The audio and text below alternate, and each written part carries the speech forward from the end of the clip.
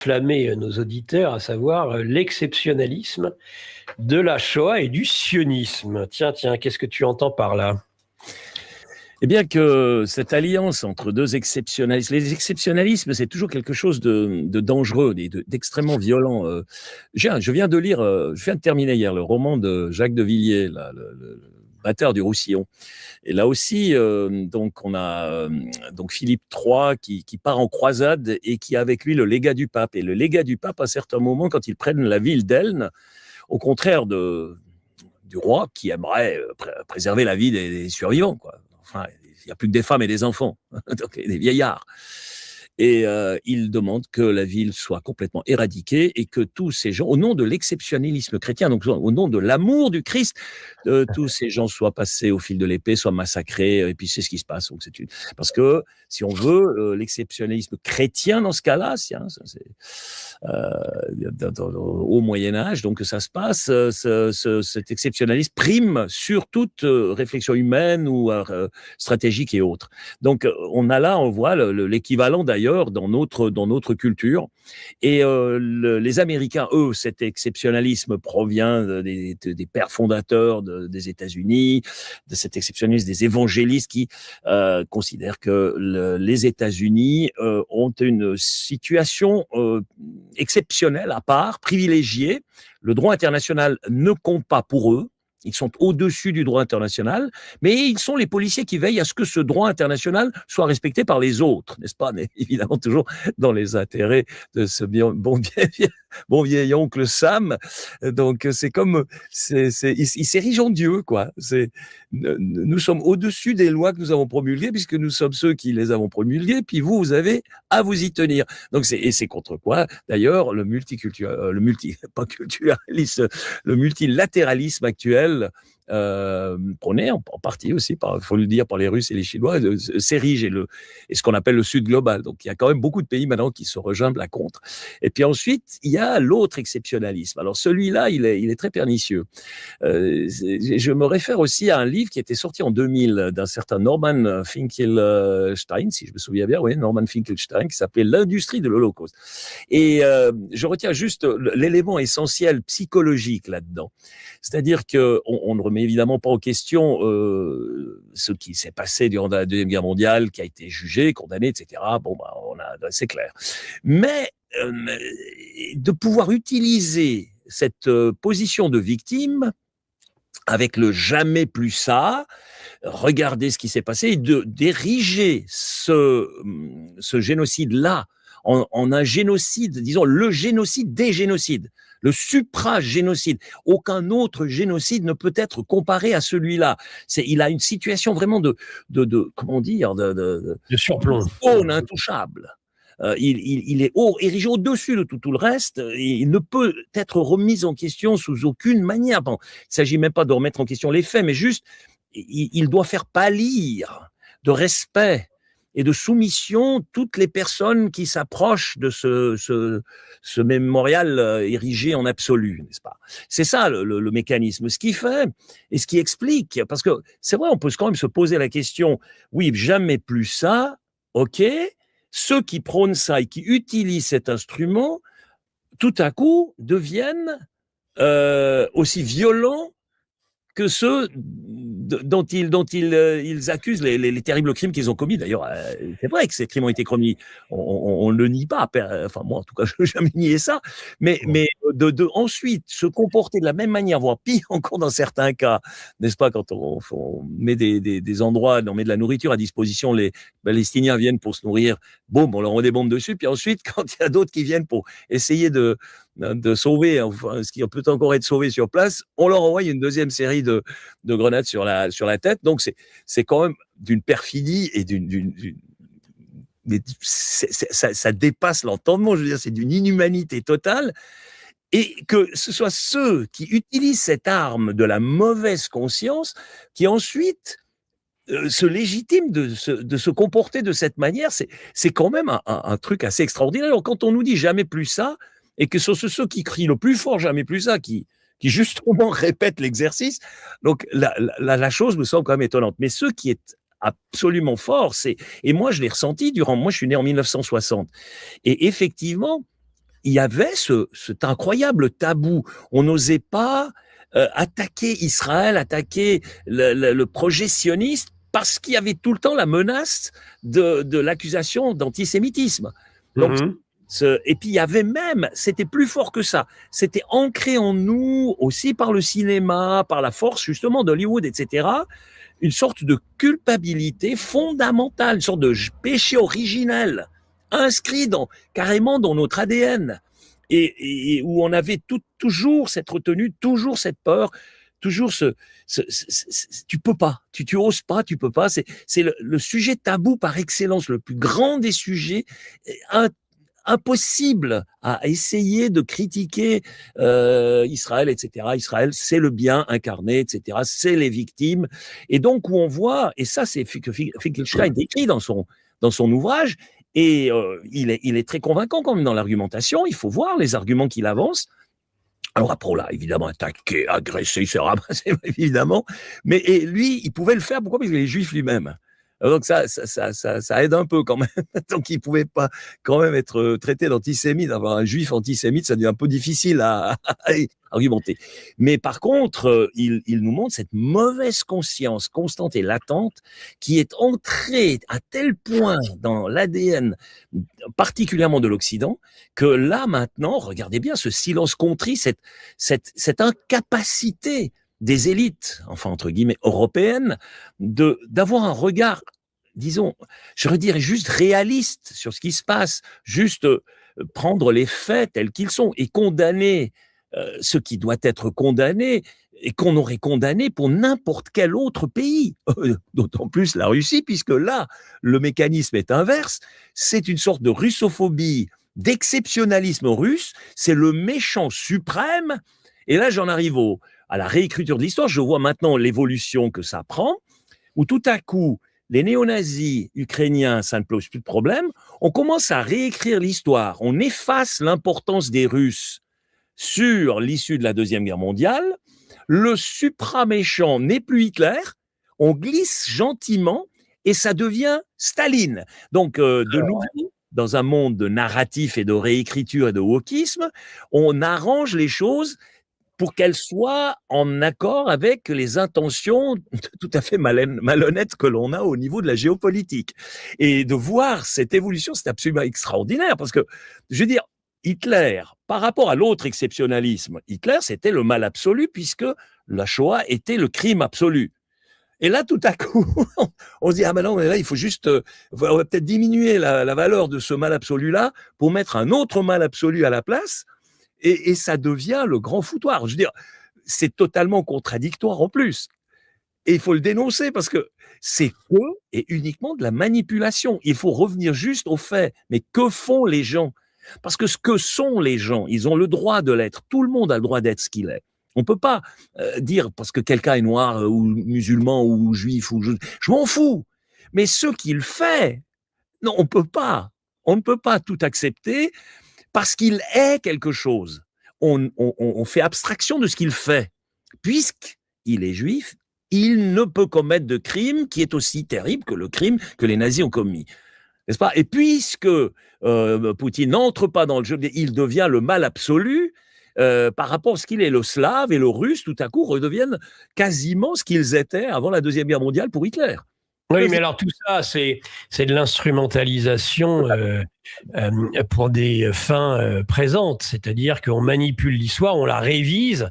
D'ailleurs, tu as remarqué que ceux qui aujourd'hui révisent l'histoire, par exemple, par rapport à Staline et Hitler, sont les premiers à dénoncer le révisionnisme lorsque il concerne la Shoah, où là, par contre, c'est la pierre sacrée, la pierre d'angle de l'ensemble du système mondialiste. Et il ne faut pas la contester, mais néanmoins, en effet, eh bien, il y a des ajustements parce que, eh bien, tel ou tel, et là, c'est la Russie et en effet les Slaves, qui deviennent ennemis numéro un, et donc, à ce moment-là, il faut que Staline devienne la bête immonde. Mais tout ça est vraiment une forme d'instrumentalisation qui donne le dégoût, parce que l'histoire, elle a un aspect pas sacré, parce qu'à mon avis, l'histoire ne doit surtout pas être sacrée, et elle doit pouvoir donner lieu à toutes les controverses d'historiens qui devraient pouvoir s'exprimer sur tout. Je dis bien surtout, mais attention à ce qu'on dit, parce que je connais quelqu'un comme Bruno Gollnisch qui a été accusé devant les tribunaux pour avoir eu le malheur de dire cette simple évidence, qui est que normalement les historiens devraient pouvoir s'exprimer sur tout et qu'il n'y a pas de il ne devrait pas y avoir de vérité historique officielle, mais on voit que ces vérités officielles, historiques, en fait, c'est ce que tu viens de dire, sont à géométrie variable. Absolument, et donc on fait intervenir ensuite l'instrument pénal, c'est-à-dire que très très rapidement, puisqu'on a créé des normes pénales qui menacent évidemment de punitions, de sanctions très très sévères les gens qui contrediraient ce narratif. Donc de nos jours, il est plus dangereux finalement, et c'est ça qui est dangereux, c'est plus dangereux du point de vue juridique de dire quelque chose de faux que de commettre un crime pratiquement. C'est un crime de violence physique, un crime de vol, une action criminelle. Elle devient, dans le jugement général, dans les répercussions pour la personne en question, elles sont moins pesantes, moins lourdes que le délit d'opinion sur certains sujets qu'on a érigés en absolu et dont on a fait des icônes. Donc c'est ça le danger, c'est quand parce que ça enlève à la parole sa liberté. Or, je rappelle que quand même, la base même de la démocratie, c'est la liberté d'expression. Dès le moment où vous avez le pénal qui menace à chaque coin de phrase, ben comment voulez-vous encore écrire des livres et vous exprimer librement et penser librement? Donc c'est beaucoup plus grave. Et c'est ce qu'ils ont compris. C'est pour ça qu'ils pénalisent le verbe. On pénalise l'expression et les termes. C'est pour ça que ces médias de réinformation, tels que GPTV, donc, sont une absolue nécessité dans le monde actuel. Après, les gens ne peuvent ne pas être d'accord avec nous, mais il y a au moins une voix contraire qui apparaît. Ce que je dis là maintenant, je sais très bien, je me fais pas d'amis dans le monde en question. Je me fais même très peu d'amis, en tout cas chez les très puissants. Mais il faut quand même que quelqu'un ose le dire. Alors, allons. Dans le passé, on t'avait identifié à Hitler, je crois, oui, dans ton passé politique. Et puis maintenant, tu es poutinolâtre. Donc voilà, tu suis exactement la problématique que tu viens d'exposer dans ta personne. Je suis juste là pour défendre une certaine vérité juridique, enfin historique. Qu'est-ce qui s'est vraiment passé? Être au plus près de ce qui s'est réellement passé, de l'interpréter correctement par rapport à la situation de ce temps-là, mais pas réécrire l'histoire pour qu'elle devienne un instrument pour refaire les mêmes erreurs que par le passé. Et c'est ce qu'on est en train de faire, parce qu'on fait les mêmes erreurs. Parce que ce discours-là de diaboliser Poutine, de recréer l'ennemi qu'Hitler avait attaqué en 41, ça va nous ramasser, nous rapporter Barbarossa 3 si ça continue, enfin 2, Barbarossa 2 si ça continue, et Stalingrad 2 aussi. Donc parce qu'il faut pas croire, on a affaire à un adversaire qu'on a rendu puissant par ce fait-là. On l'a rendu puissant ces 4 dernières années. Les Russes ne sont pas affaiblis, c'était le plan. Mais ça n'a pas joué du tout. Les Russes sont beaucoup plus forts aujourd'hui, militairement et économiquement, qu'ils l'ont été il y a 4 ans. Et ça, c'est nous, l'Occident, qui avons provoqué. Nous sommes idiots. C'est complètement stupide. Mais on est dans un aveuglement où la lâcheté, la cupidité, l'aveuglement, tout ça réuni fait que ce système marche. Et finalement, c'est les populations qui vont subir les suites de tout cela, quoi. Voilà. Ouais, tout à fait, Oscar, absolument. Très bien. Alors, on revient sur l'actualité géopolitique, peut-être sur le coup de téléphone entre Trump et Poutine au sommet de l'OTAN, dont il se dit, alors je ne sais pas quelles vont être tes sources et ce que tu vas nous en dire, mais il se dit que ça aurait été moins chaleureux que dans le passé, ce coup de téléphone. Moi, je ne sais pas. Qu'est-ce que tu en penses ? Eh ben oui, parce que Trump a téléphoné aussi à Zelensky, il a téléphoné à Zelensky, parce qu'avant ce sommet de l'OTAN, vu qu'il est un peu quand même enlisé au Moyen-Orient et que ça ne bouge plus en Ukraine, il aurait aimé arriver avec l'annonce qu'il y aurait un cessez-le-feu. En fait, ce qu'il voulait obtenir auprès de Poutine durant cet entretien, c'était très clairement un cessez-le-feu, puis après on s'arrange. Et Poutine lui a dit « niet ». Niet. Parce que les Russes ont compris que cet homme n'est pas fiable, qu'il n'utilise de toute façon le discours que pour tromper l'adversaire, que c'est un menteur, mais c'est même plus un menteur, c'est un mythomane. Enfin, je sais pas comment appeler ça. C'est absolument ahurissant. J'ai jamais vu ça. Je crois que la planète n'a jamais vu le mensonge érigé à ce point en principe politique. Donc celui qui est le premier dirigeant de la planète, hein, ou l'un des premiers dirigeants, l'impérialisme américain. Alors, il a été très déçu par son ami Poutine. Bon, ils sont, ma foi, c'était statu quo. Il a rien obtenu. Poutine est toujours très poli, très mesuré. Il dit mais je te remercie Donald, je te félicite d'ailleurs pour le 4 juillet. Hein, il l'a vivement félicité. Les États-Unis sont un grand pays, qui ont une grande histoire et tout ce qu'on veut, et blablabla que je te mets la confiture. Mais dans le concret, niet, rien du tout, parce que les Russes ont compris qu'il va falloir utiliser d'autres moyens. Donc rien de rien. Rien de rien.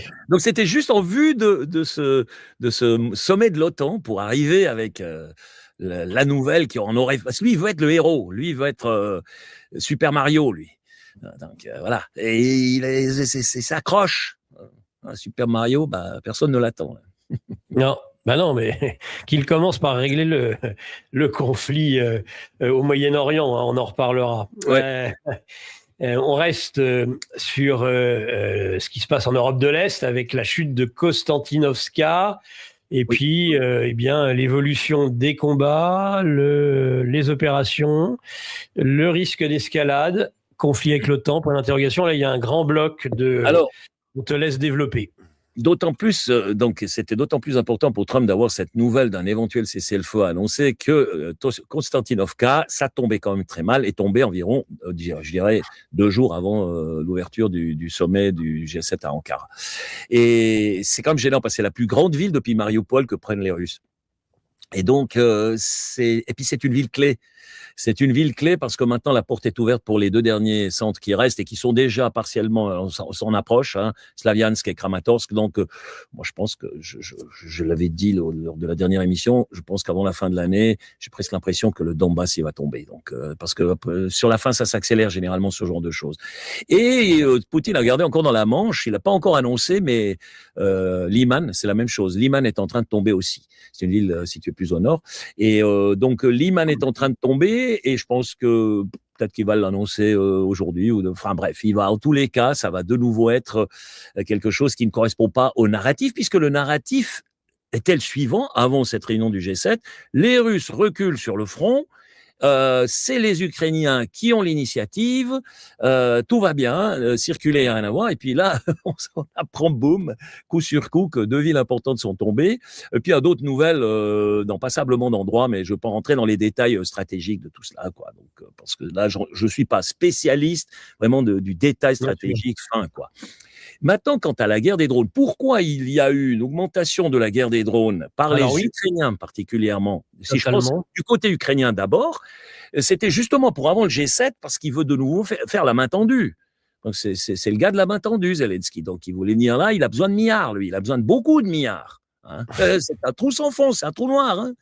Et donc, avec ces attaques gonflées, ils ont même réussi à faire exploser artificiellement des drones avec du gaz qui donnait un effet de fumée maximal pour faire croire que ça avait pour filmer par d'autres drones et puis ensuite faire croire qu'il y avait vraiment de gros dégâts sur les installations russes. Et or, les images des plateaux de TV occidentaux pour la propagande de LCI, BFM et autres. C'est des attaques vraiment je dirais médiatiques, médiatisables, des instruments de nouveau, on communique par ce biais-là. Et donc, c'était quand même des centaines de drones. On s'aperçoit que les Russes sont de plus en plus efficaces pour les arrêter, et que eux, au contraire, alors eux, maintenant, ils ont augmenté ils ont augmenté le niveau très, très clairement. Maintenant, ils attaquent surtout tous les moyens de transport, et ça veut dire aussi le carburant, les grands camions, etc., les lorries, là, et les locomotives, parce qu'elles ne peuvent pas être remplacées par les locomotives de l'Occident, parce que les rails russes sont, je crois, plus larges que le système ferroviaire européen. Et ils attaquent maintenant, et ça, c'est nouveau, et ça, c'est tout nouveau, parce qu'il a maintenant des drones qui sont propulsés par une turbine et qui peuvent aller très loin, et il a apparemment maintenant mis en place un système équivalent à Starlink qui lui permet d'être d'une précision très très folle tout près de la frontière polonaise. Et il vient de descendre 10 camions avec une précision incroyable et c'est impossible parce que c'est pas avec la fibre optique qu'il peut le faire à cette distance-là. Donc il a dû le faire avec ce système semble fonctionner.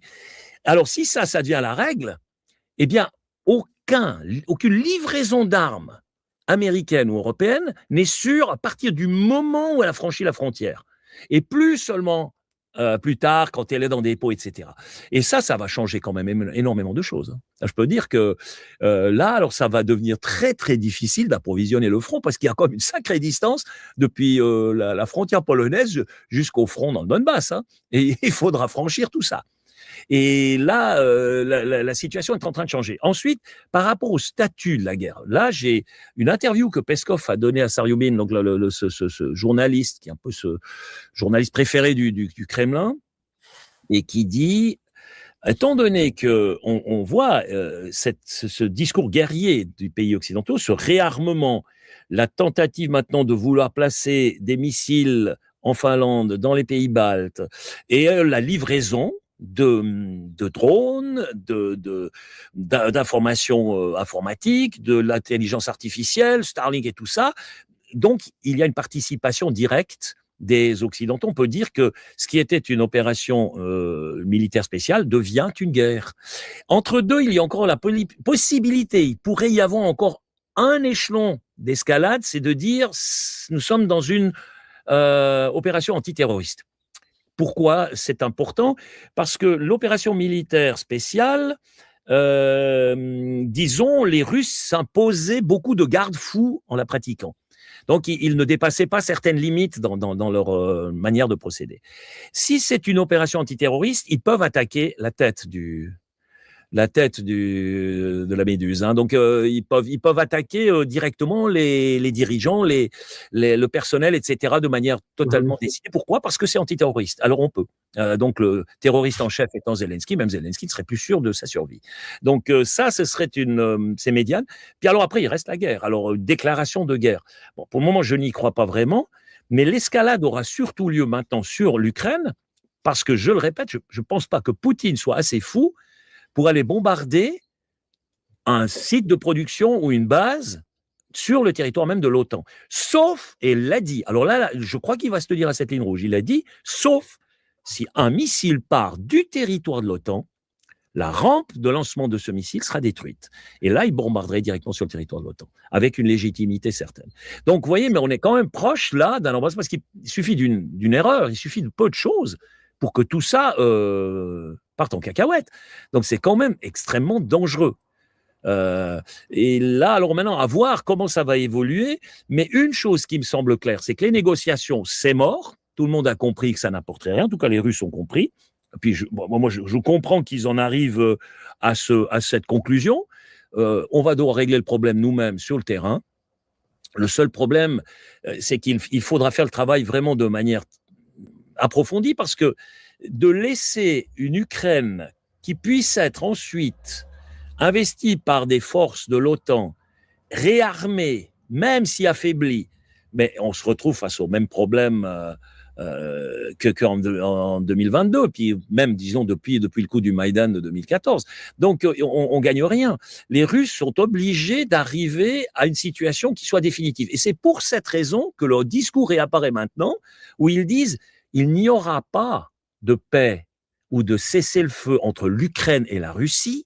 Il ne saurait y avoir qu'un seul moyen de sortir de cette impasse, c'est une nouvelle structure sécuritaire globale sur l'Europe et évidemment totalement nouvelle. Mais ça veut dire que c'est la fin de l'OTAN. Ça veut dire que ça peut plus être la structure qu'il y avait jusqu'à présent avec les Américains derrière. Donc, voilà quel est le discours maintenant des Russes. Ils disent, nous, on veut bien la paix. Mais on va de manière à ce qu'on soit garanti que vous n'allez pas recommencer à faire les idiots, d'en dire, ça commence à suffire, nous. On a donné, hein, nous, les attaques de l'Europe entière contre nous, on connaît. On a déjà donné 2 fois dans l'histoire. Et donc, on veut une solution définitive à ce niveau-là. C'est pour cette raison que moi, je pense que ça va chauffer vraiment alors, pour les Ukrainiens, ça va chauffer. Hein. Et sauf en hiver, là, ça va pas chauffer, si j'ose dire. Donc, risque d'escalade, selon toi? Pour moi, s'il n'y a pas un accident, je sais pas, une opération de faux drapeau, je sais pas, quelque chose mais même là, je pense pas que ce soit le cas parce que, imaginons, je veux dire, peut-être pour expliquer à l'auditeur moyen, mais imaginez, on est tout à coup, du jour au lendemain, on est en guerre contre la Russie. Mais les Russes, il faut pas imaginer des vagues de tanks russes rouler vers l'Europe et vers les Champs-Élysées, puis le mur le Brandenburger Tor. Donc c'est pas du tout ça.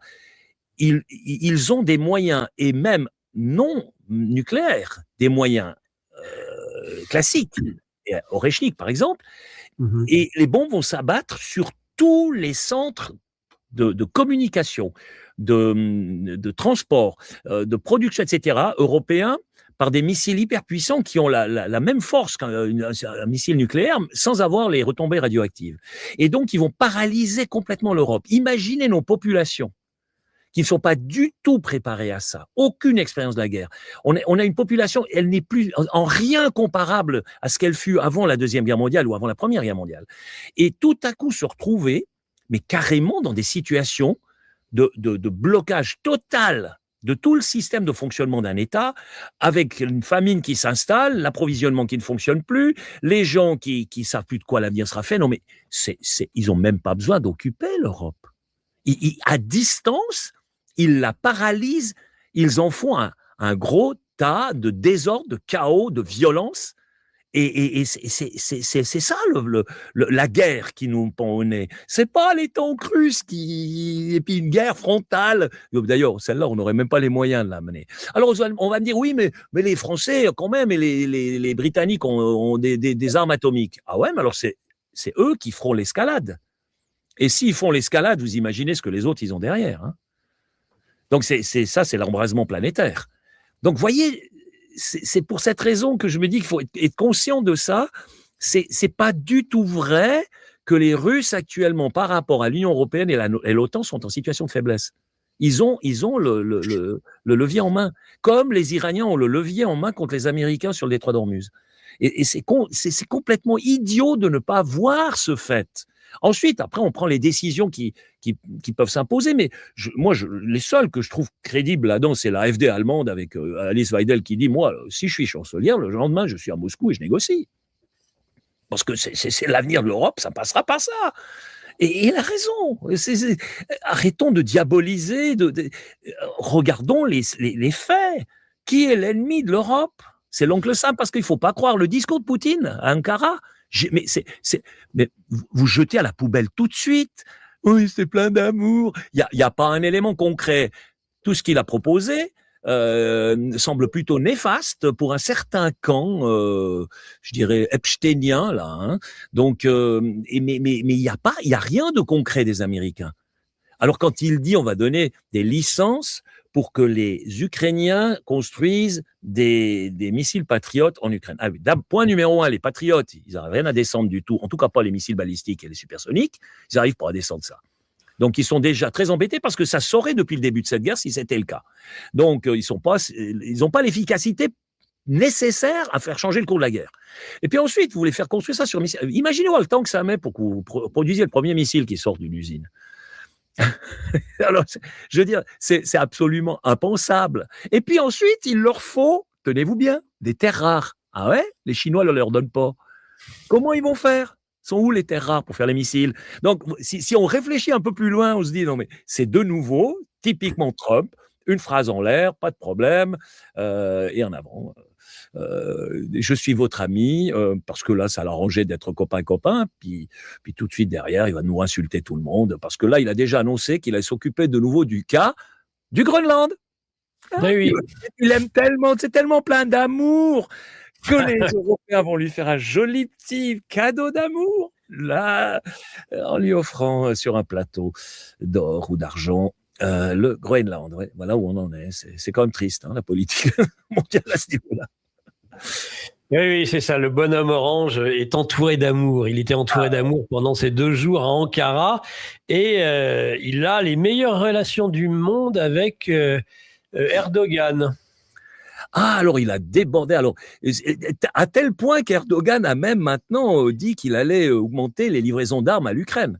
Bon, Erdogan, il a intérêt à se méfier parce que à peine il a eu dit ça, que déjà les Ukrainiens avaient mis un missile sur Blue Stream, ça s'appelle, ou je crois, c'est ce pipeline qui passe à travers la Turquie, qui amène le pétrole russe et le pétrole d'Asie centrale vers l'Europe et qui amène beaucoup d'argent aux Turcs.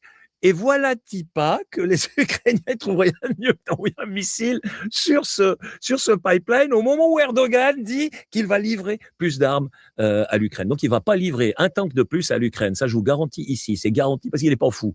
Il n'est pas fou. Mais ça a coûté rien de promettre. Pourquoi ? Parce que qu'est-ce qu'il a obtenu ? Il a obtenu la levée de toutes les sanctions contre la Turquie par les États-Unis. Ceux qui avaient énervé prodigieusement Netanyahou et les Israéliens, parce qu'ils ne se trompent pas. Netanyahou et les Israéliens, leur ennemi le plus dangereux, celui dont ils auraient dû régler le compte après l'Iran, mais ils ont déjà maintenant à choper sur l'Iran, donc ils ne peuvent pas s'occuper de la Turquie parce qu'il y a encore l'Iran qui leur est resté au travers de la gorge.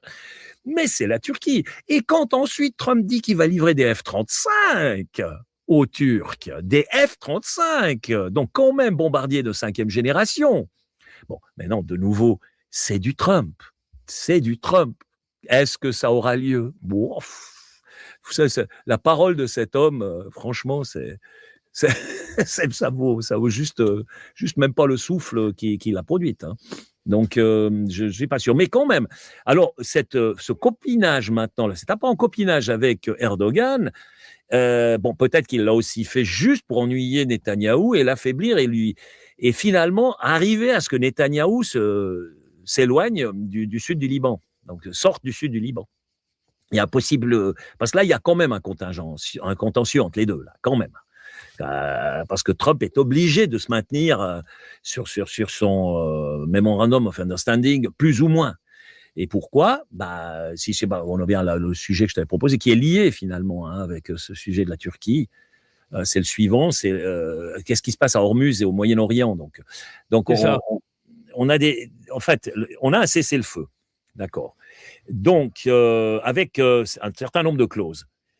Trump a dû accepter toute une série de clauses qui sont absolument inacceptables pour lui et pour les Américains.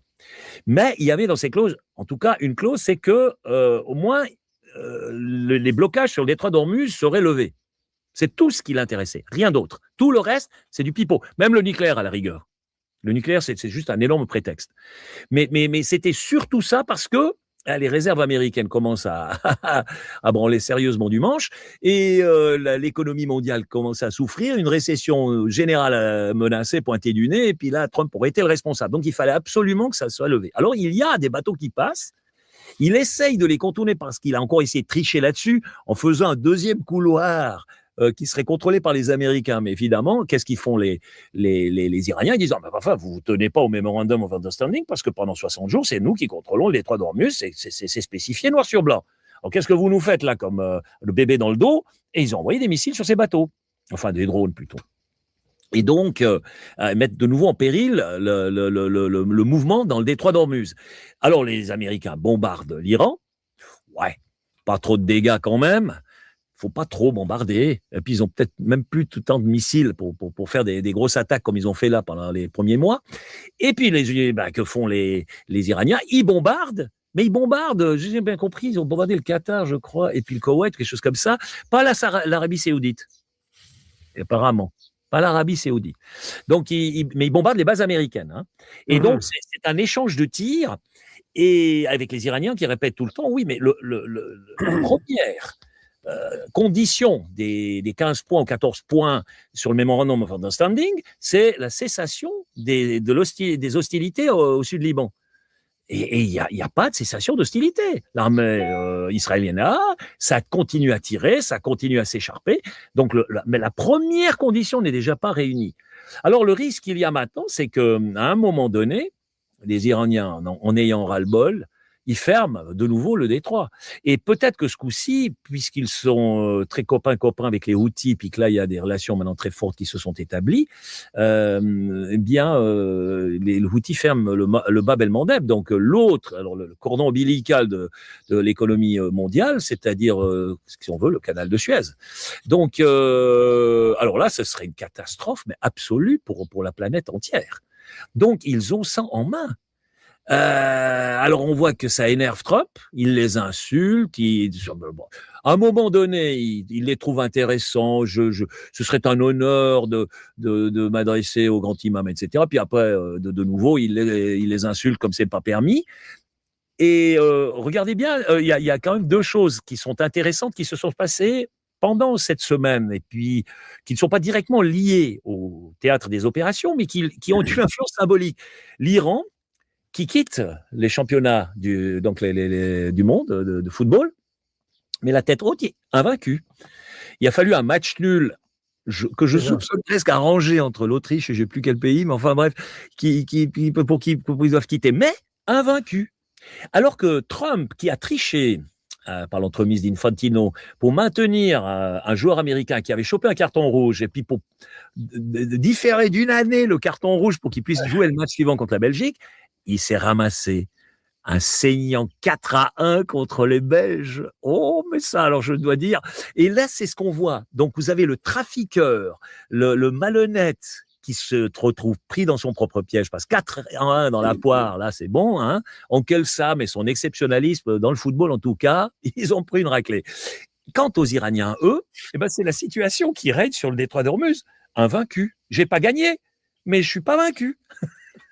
C'est exactement la situation, si on veut, dans le monde footballistique. Et la deuxième chose qui s'est passée, qui est intéressante, c'est cet incroyable rassemblement de personnes, de gens, lors de la cérémonie pour le Khamenei, donc l'imam assassiné par les Israéliens.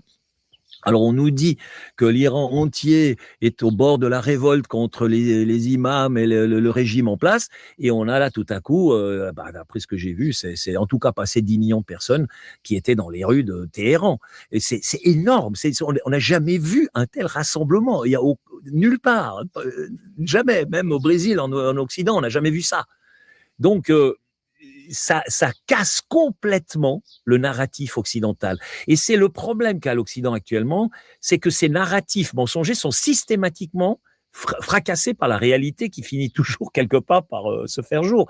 Et là, il y a eu tellement de gens sur place, et des médias aussi officiels, pas seulement des médias alternatifs, et les images étaient tellement énorme, poignante, que malgré le fait qu'il y a eu des tentatives de dire oui, non, mais ça c'est l'IA, c'est des triches, c'est tout ce qu'on veut. Peut-être qu'il y a eu des éléments de manipulation, je ne sais pas, mais les faits étaient quand même là. Ils ne peuvent pas le nier, c'est juste mauvais perdant, quoi. Donc, il semblerait que cette guerre, ce conflit contre les États-Unis, ça ait galvanisé les Iraniens, et que tant qu'il y aura cet ennemi extérieur, et c'est ce que je dis depuis longtemps, s'il n'y avait pas eu toutes les sanctions américaines, toute cette agressivité des Occidentaux contre l'Iran, les imams, ça fait longtemps qu'ils ne seraient plus au pouvoir. Si on avait voulu se débarrasser des imams, il aurait fallu faire une politique totalement différente. Avec ce qu'on a fait, on a toujours fait que resserrer les rangs des Iraniens derrière l'imam, parce que c'est le seul moyen. S'ils commencent à se diviser entre eux, ils sont morts. Donc, et puis devenir les larbins des Américains, ça, il n'y a pas un Iranien, même dans l'opposition, qui a envie. Oui, quelques-uns, comme le fils du Shah, ou des gens comme ça, ils ne comptent pas. Voilà un peu la situation. Allez, on termine ces chroniques. Nous avons dans quelques minutes maintenant Pierre Jovanovic parmi nous. On termine avec la neutralité suisse. Les Suisses qui sont qualifiés, d'ailleurs, je crois, pour les quarts de finale de la Coupe du Monde. Exactement, oui. Donc, neutralité suisse, votation populaire, eh bien, ce sera en septembre, c'est ça ? Oui, c'est tout proche, c'est en septembre. Donc, il y a une initiative de l'UDC qui demande à ce que le concept de neutralité soit mieux défini dans la Constitution. Il est dans la Constitution. Et il y a toute une histoire qui ancre le modèle suisse, c'est quasiment l'ADN de la Suisse. Parce que ça commence en 1648 avec la paix de Westphalie, ça continue ensuite avec le congrès de Vienne en 1815, où les pays européens reconnaissent cette neutralité de la Suisse parce qu'il fallait un bloc neutre entre les grandes puissances européennes pour qu'elles ne se fassent pas la guerre pour le contrôle des cols alpins. Et ensuite, ça a été confirmé en 1907, encore une fois, au niveau de l'ONU, etc., ou de la Société des Nations, c'était plutôt à ce moment-là. Et puis ensuite, ça a été communément accepté. D'abord, c'était en 1848, lors de la fondation de l'État moderne suisse, et puis ensuite en 1907. Donc, ça a eu de multiples étapes historiques qui ont ancré, qui ont fait entrer ça dans le gène même de la population suisse. Et là, ce qui s'est passé ces derniers temps, ces dernières années, c'est qu'on a commencé à parler tout à coup de neutralité active.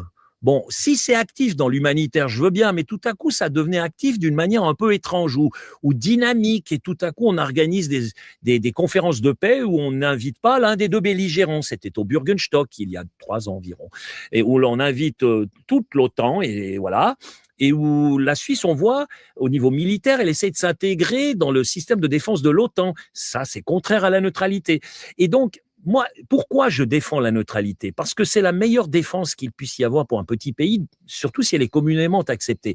Regardez la Finlande, tant qu'elle était neutre, elle avait une excellente relation avec la Russie. On n'a jamais parlé d'une risque d'invasion de la Finlande par la Russie. Il y avait un commerce florissant entre les deux pays. Il y avait le tourisme de Carélie qui connaissait ses heures de gloire. Ils avaient les hydrocarbures à bon marché. Donc, l'économie finlandaise allait bien. Et il n'y avait pas de peur. Maintenant, ça s'est complètement renversé. Il y a la peur. Pourquoi? Parce que si ils mettent des bases de l'OTAN, voire même des rampes de lancement de missiles otaniens sur leur territoire, ils seront une cible de choix pour la première attaque s'il y a une conflagration générale. Et ils sont en train de dépenser des milliards pour augmenter leur armée, pour faire une énorme enceinte avec des barbelés, des défenses anti-tanks et tout ça qui leur coûte les yeux de la tête. Leur économie est en mauvais état. La Carélie, le tourisme s'est effondré.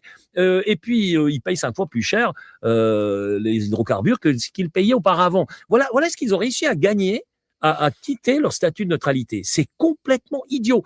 Et je suis sûr que s'il y avait là-bas une démocratie directe, le peuple s'opposerait, surtout maintenant en voyant les suites, il sortirait de ce système. Et nous, les Suisses, on voudrait, en biaisant, évidemment, en utilisant le fait que la neutralité, elle est certes dans la Constitution, et elle est énoncée à 2 reprises, dans 2 articles, mais elle n'est pas définie de manière très claire et nette. Et nous, ce qu'on voudrait, c'est que le concept soit clair et soit net. Parce que la neutralité, ne l'oublions pas, elle nous a sauvés de 2 guerres mondiales. Nous n'avons pas été attirés dans cet embrasement, et la Suisse n'a pas connu cette destruction qu'ont connu les autres pays, et toutes les morts qui vont avec. Ce qui nous a payé au passage de sauver en tous les cas 80 000 juifs, juste soit dit en passant, parce qu'on a connu toujours les Suisses d'avoir été uniques à ce moment-là. Et puis que si vous êtes neutre en tant que petit pays, la Suisse traditionnellement avait développé les bons services, devenir intermédiaire entre représentants par exemple des États-Unis pour l'Iran, sur le territoire de l'Iran, l'humanitaire, la Croix-Rouge, et que l'intervention de la Croix-Rouge planétaire, si on est considéré comme neutre, elle est beaucoup plus aisée que si nous sommes considérés comme les participants d'un seul clan, ce qui est devenu le cas maintenant. Et c'est ça qui est dommageable. Et que si vous êtes neutre, c'est pas que vous êtes lâche, c'est que vous êtes du côté des victimes. Et à ce que je sache, les victimes sont toujours des 2 côtés. Qu'on le veuille ou non, les victimes sont des 2 côtés. Qui est le bon, le méchant dans ces conflits Palestine, Israël, Ukraine, Russie? J'en prends d'autres. Il y en a de multiples dans le monde. Vouloir venir là, faire la justice et croire qu'on est l'instance suprême, non, on ne l'est pas. Il y a juste des victimes qui souffrent. Il y a juste des gens qui meurent. Il y a juste des blessés qu'il faut soigner. Et que si vous êtes neutre, vous pouvez être cette force qui intervient et met un peu d'humanité dans cette guerre sanglante. C'est tout ce qu'un petit pays peut offrir, au contraire des grandes puissances qui, elles sont dans une autre logique. Donc c'est pour cette raison que je défends ce concept de neutralité, parce que c'est un concept d'humanité, c'est un concept qui met la victime, quelle qu'elle soit, au dehors de la politique et des étiquettes. Une victime, quelle qu'elle soit, mérite d'être soignée, mérite d'être sauvée, et parce que c'est un être humain avant tout. C'est ça l'idée de la neutralité. Et j'ai là un discours très pacifiste, mais je crois que c'est le seul discours qui actuellement mérite encore d'être tenu si on veut éviter une catastrophe mondiale. Voilà.